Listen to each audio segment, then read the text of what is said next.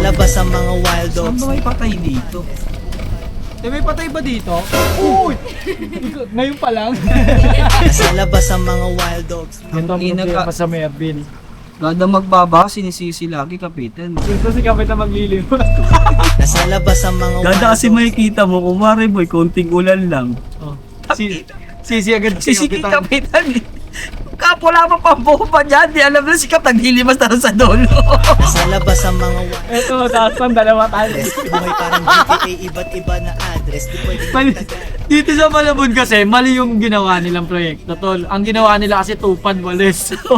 Dapat limas. sa kamani, hindi laman ng pagcore late. Matay na magwawalis kayo dito, walang kalat dito. Baha meron. Nasa labas ang mga wild Taga, Walang tulong. tanggalin ng walis. Tanggalin ng walis. Limas. Limas.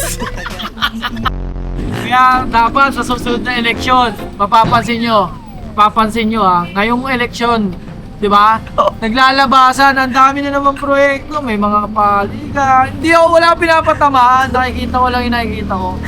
Tuwing darating yung halalan, nagkakaroon sila ng proyekto. Proyekto. Diba? Oo. Pero pag tapos na ng halalan, nawawala sila. Kasi wala na proyekto. Wala na Nagtano! Kung meron man tatakbo, tangina sana galingan. Oo. Kung kaya mong dawan ka. Alam mo yung ano, karapat dapat ka. Pre, Oh. sa alin tatakbo ko kagawa dito, mananalo ko. Oh. Itong dinadaanan natin, papabubong ko to boy. Yaman na.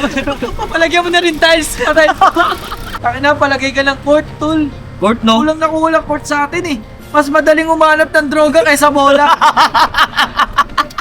Putang ina, ano gusto libangan ng mga kabataan dito? Siyam. Pero kung magkakaroon naman ng sports, wag naman basketball.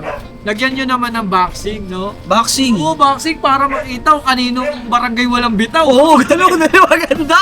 Kasi isipin mo boy, basketball lagi na ano, wala naman tayong court dito. Panay paligan ng basketball, wala naman tayong court dito.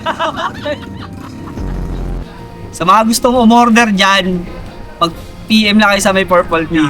Ilalagay natin sa comment section.